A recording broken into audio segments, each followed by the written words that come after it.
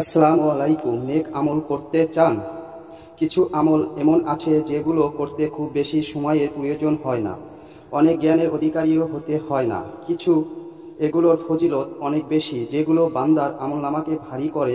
যেমন রাসূল সাল্লাল্লাহু আলাইহি ওয়াসাল্লাম বলেছেন যে লোক আমলের আগে একবার বলে সুবহানাল্লাহিল আযীম। আশা করি সম্পূর্ণ সূরাটি শুনুন।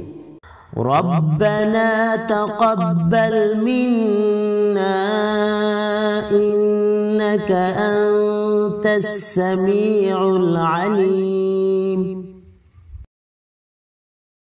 ربنا واجعلنا مسلمين لك ومن ذريتنا أمة مسلمة لك وأرنا مناسكنا وتب علينا إنك أنت التواب الرحيم